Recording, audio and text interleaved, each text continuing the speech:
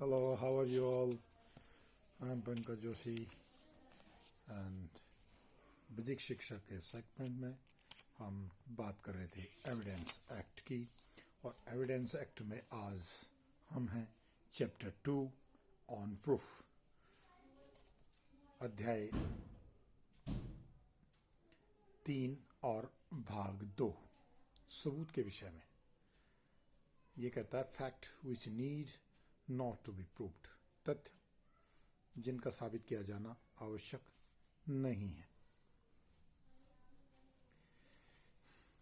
इसमें सेक्शन 57 न्यायिक रूप से अवेक्षणीय तथ्य साबित करना आवश्यक नहीं है। Fact judicially noticeable need not be proved. 57 वे तथ्य जिनकी न्यायिक अवेक्षा न्यायालय को करनी होगी। Fact of which court must take judiciary notice. 58 स्वीकृत तथ्यों को साबित करना आवश्यक नहीं है। Fact admitted need not be proved. और अध्याय 4 मौखिक साक्ष्यों के विषय में ऑन ओरल एविडेंस। 59 मौखिक साक्ष्यों के द्वारा तथ्यों का साबित किया जाना। Proof of fact by oral evidence. और धारा 60 सेक्शन 60 मौखिक साक्ष्य प्रत्यक्ष होना चाहिए। Oral evidence must be direct. Chapter 5 अध्याय 5 में बोलते हैं दस्तावेजी साक्ष्य के विषय में। Of documentary evidence. ये कहते हैं कि 61 में दस्तावेज की अंतर्वस्तु का सबूत। Proof of content of documents. 62 प्राथमिक साक्ष्य प्राइमरी एविडेंस। 63 द्वितीयक साक्ष्य सेकेंडरी एविडेंस। 64 दस्तावेजों का प्राथमिक साक्ष्य के द्वारा साबित किया जाना। Proof document by primary evidence. 65 अवस्थाएं जिनमें दस्तावेजों के संबंध में द्वितीयक साक्ष्य दिया जा सकेगा। Case in which secondary evidence relating to document may be given। और 65A इलेक्ट्रॉनिक अभिलेख से संबंधित साक्ष्य के बारे में विशेष प्रावधान। Special provision as to evidence relating to electronics record। 65B electronic अभिलेखों की ग्राह्यता। Admissibility of electronics records। 66 सबूत पेश करने की सूचना के बारे में नियम। Rule as to notice to proceed।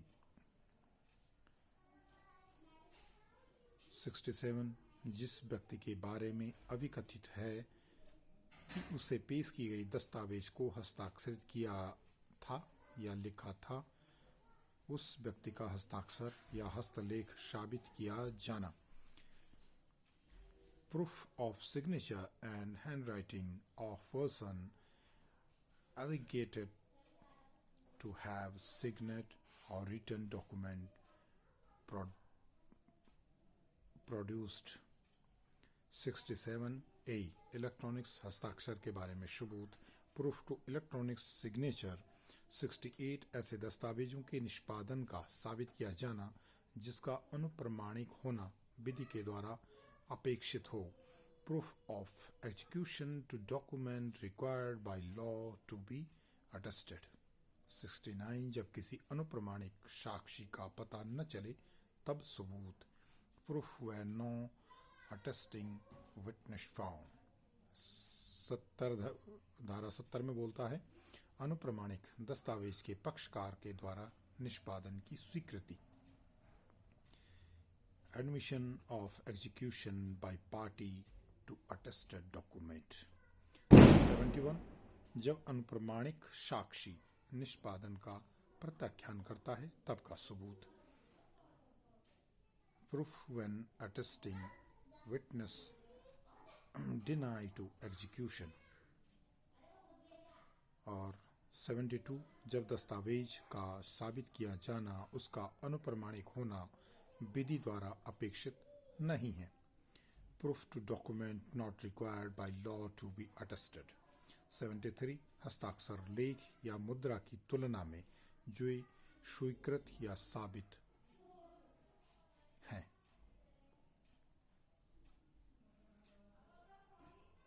Comparison of signature written or seal with other admitted or proved. 73 अंकीय हस्ताक्षर के सत्यापन के सबूत. Proof us verification of digital signature. और इसमें नई चीज जुड़ती है, वो है लोक दस्तावेज या पब्लिक डॉक्यूमेंट. 74 कहता है लोक दस्तावेज पब्लिक डॉक्यूमेंट और 75 कहता है प्राइवेट डॉक्यूमेंट या प्राइवेट दस्तावेज या निजी दस्तावेज. 76 बोलता है लोक दस्तावेजों की प्रमाणित प्रतियां. 77 प्रमाणित प्रतियों के पेश होने के द्वारा दस्तावेजों का सबूत. और 78 अब शासकीय दस्तावेजों के सबूत. अगला सेक्शन और जुड़ता है इसमें दस्तावेजों के बारे में उपधारणाएं.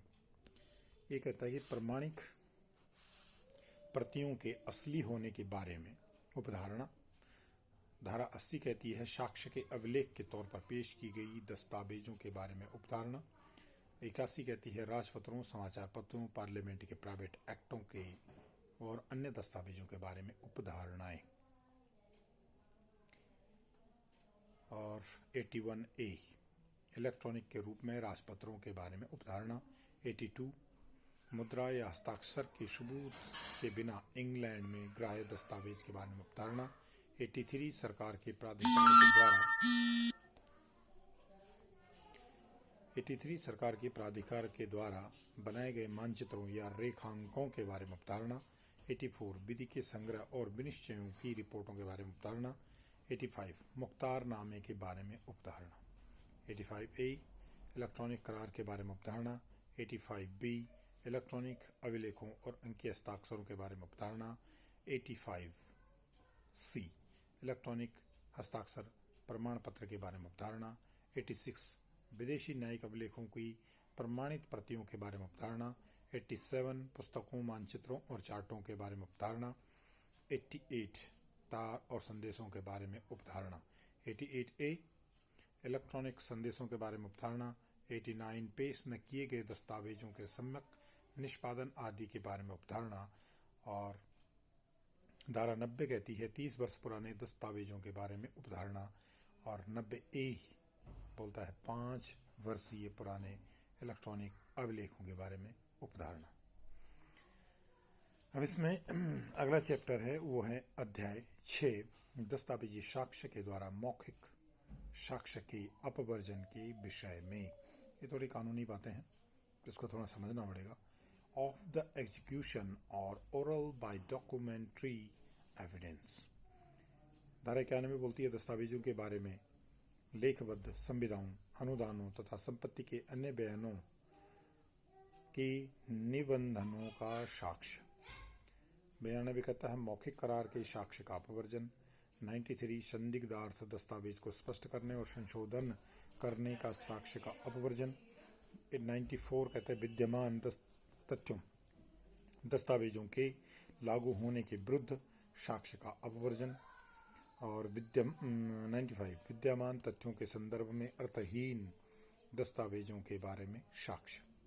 96 उस भाषा को लागू होने के बारे में जो साक्ष्य कई व्यक्तियों में से केवल एक को ही लागू हो सकती है. Evidence as to application of language which can apply to one only or several person. 97 तथ्यों के 2 संवर्गों में से जिसमें से किसी एक को भी वह भाषा पूरी की पूरी ठीक ठाक लागू नहीं होती है, जिसमें से एक भाग को भाषा में लागू होने के बारे में साक्ष्य होगा. Evidence as to application of language to one of 2 sets of facts, not neither of which the whole correctly apply.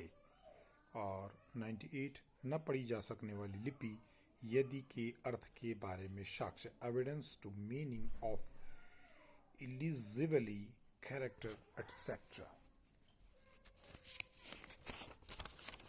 और धारा 99 कहती है दस्तावेजों के निबंधनों के फेर फार करने वाले करार का साक्ष्य कौन दे सकेगा?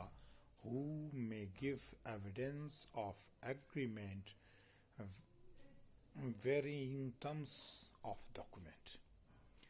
और धारा 100 बोलती है कि भारतीय उत्तराधिकार अधिनियम के बिल संबंधी उपबंधों की व्यावृत्तियां, saving of provisions of Indian Succession Act relating to wills. अब आगे अंतिम भाग जो आएगा वो भाग 3 होगा, उसके लिए कल पुनः प्रयास करूँगा। एक ब्रीफ लेक्चर है, ये सिंपली अभी चीज़ें समझाई जा रही हैं, बताई जा रही हैं, इसमें हम डीपली नहीं जा रहे हैं। अगर डीपली जाना होगा, जिस पर्टिकुलर सेक्शन के बारे में आप मैसेज करेंगे फिर उसके बारे में आगे विचार किया जाएगा। ये ब्रीफ लेक्चर है जानकारी को बढ़ाने के लिए। आपको अच्छा लगा हो तो कमेंट कीजिए, लाइक कीजिए, और आगे इसमें नए क्या सुधार करने हैं वो भी मेरे को बताइए ताकि हम आगे कुछ नया कर सकें। तब तक के लिए थैंक यू।